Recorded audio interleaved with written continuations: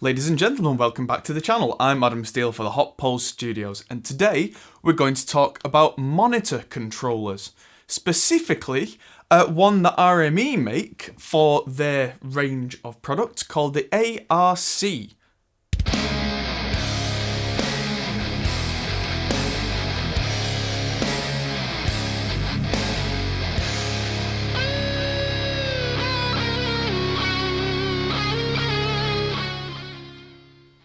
Now this is the ARC from RME. It's a USB controller. Now, so that's not what you would expect when I say words like monitor controller or kind of control station or something like that.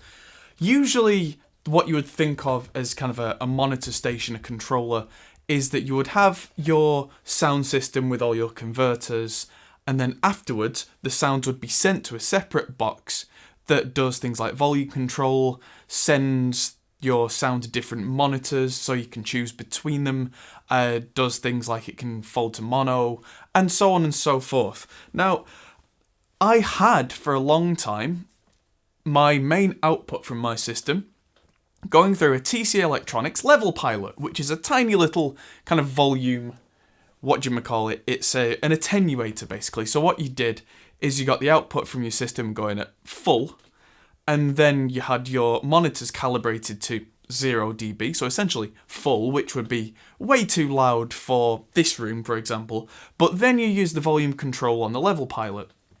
It was useful for a while.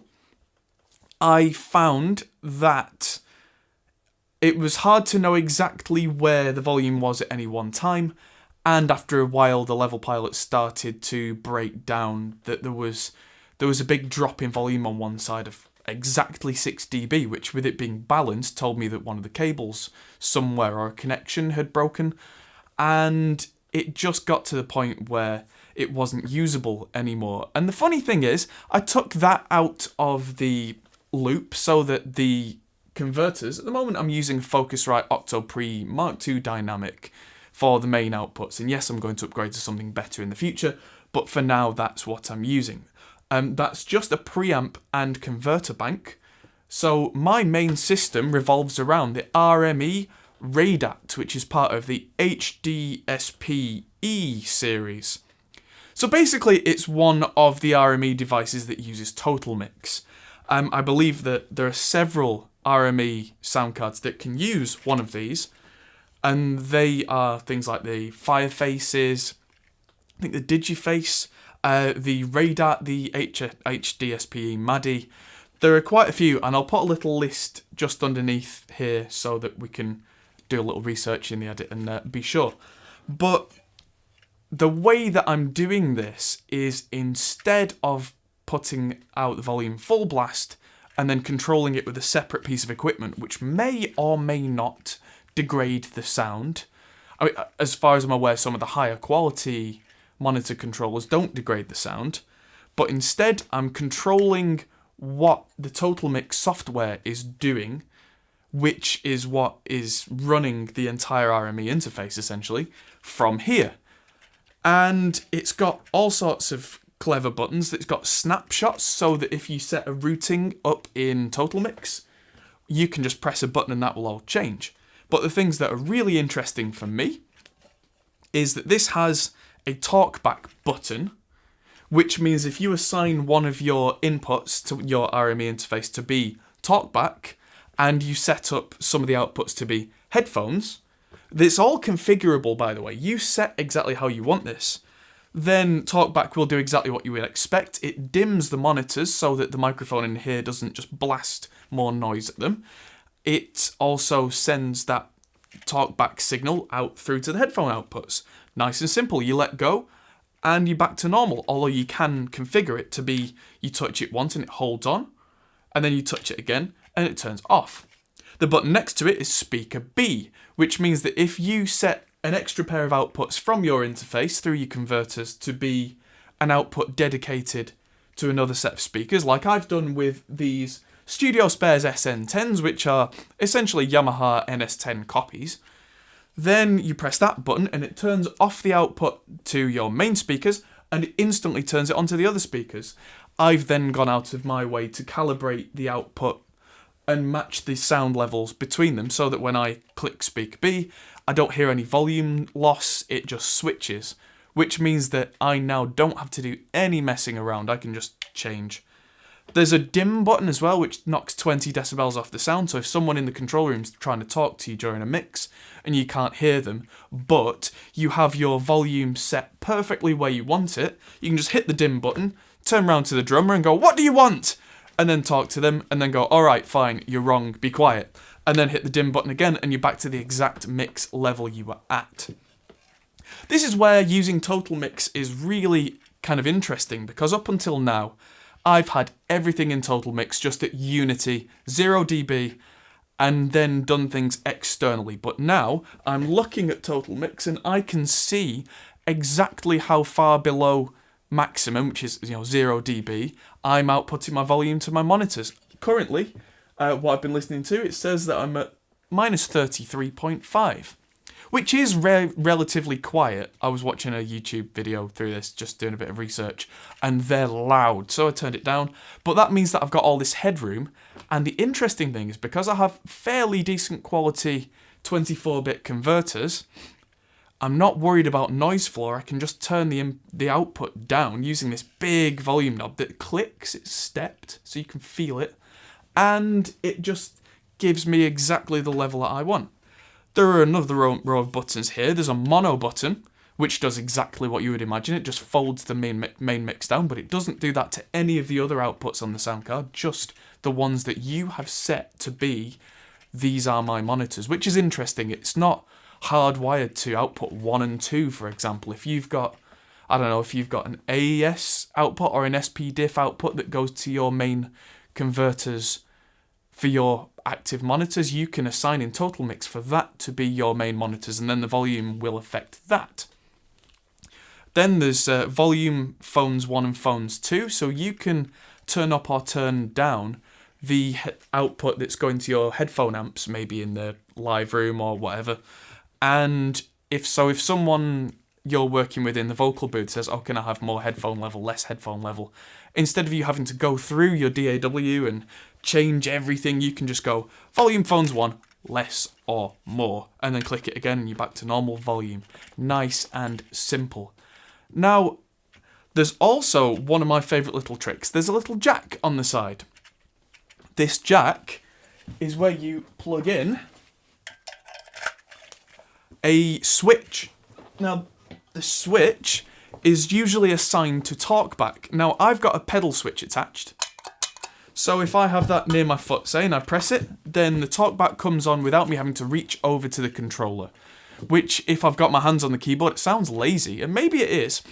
But if I've got one hand on the keyboard doing an edit, hand on the mouse doing an edit, and the singer's in the vocal booth, and they want to ask me a question, I can just click my foot and go, "Just hang on a second, I'm doing an edit," click. And that can save me a few precious seconds, which means that they then are not waiting around for me to get back to what I was doing. It's all just nice and easy. I mean, alternatively, you can use any kind of switch with this. I'm using kind of a cheap one from Maplin's, which is the local electronics store. But you can use a really nice one, or you could, instead of a foot switch, you could have some sort of button switch. Maybe route that cable around the studio to where someone would sit in the control room so that they can press that and have a conversation with the artist, because that doesn't affect the talkback button on here. You as the engineer with this on your desk can still use that with no interference. You can both do the same thing. Now I'm going to plug it in and all the lights light up, every button is lit, and that's really useful because then you can see where you're at. You can see if talkback's on, you can see if speaker B's engaged, all that kind of stuff. And there were no drivers to install of any kind. I plugged this in, just worked. What more do I want? That's exactly how something like this should work for me. And it's USB 1 backwards compatible, so you don't need any kind of special anything. You can just plug this into even like a USB hub or anything, because it doesn't have any audio running through it. It doesn't have any requirements. It doesn't negatively affect the sound in any way. And I'm really glad that I found this, because if I was to go and upgrade to a really expensive monitor controller, some of them are great, sure, but if you want one that doesn't negatively affect the sound, as I've found from doing a bit of research, you're looking at £1,000, maybe $1,000, $1,500 or more for something that's really good. I mean, if you can afford that, go for it. Do it. If you've got the budget to get a really expensive monitor controller, I have absolutely nothing to say against that. That's your thing. Hey, go for it. And all the more power to you if that's what you need. But if you've got an RME interface, this is exactly that similar kind of functionality, but it's a lot cheaper. I think I paid £120 for this, and it's solid. It's built like a tank. It's absolutely, I think it's made out of aluminium. It's not going anywhere anytime soon. And I've got it on a USB extension cable that goes right the way around to the back of the computer. And that means that my PC, which is all the way over there, doesn't have to have any kind of degradation of the sound, which is exactly what I'm looking for in the studio. So if you've got an RME interface or you're looking at getting one, check out the RME ARC, because that will really change your perception of what the sound card can do. I bought the RME Radar because I wanted high performance, low latency, and no CPU spikes, clicks, dropouts, because that's what I was getting with Firewire interfaces and USB interfaces. At the time, Thunderbolt wasn't really an option, and it's still, especially for Windows machines, kind of in its early stages. But PCIe has always been a solid connection. But if you're still running something like an RME Fireface, then this is still something you can do.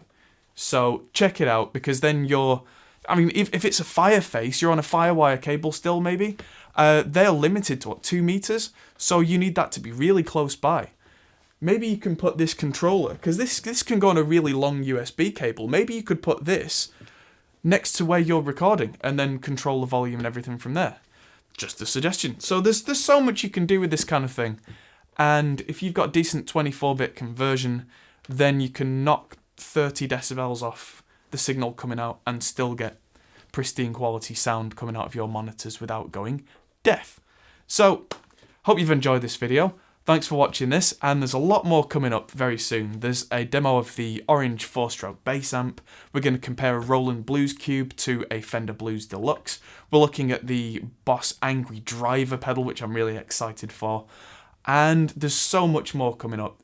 Reviews of the Aston Origin mic and Starlight mics, and much, much, much more. So, thanks everybody for watching. Hit the subscribe button if you haven't already done so. We're so close to 10,000 subscribers now, and I'm going to be doing a giveaway at some point very soon, and you have to be subscribed to be in the giveaway. Thanks for watching everybody, and I'll see you in the next video. Goodbye. Thanks for watching, guys. If you enjoyed this, feel free to check out our other videos, as you can find here, or check out our Facebook and Twitter, or our Patreon page, which helps us to make more videos like this. Thanks for watching, and we'll see you in the next video.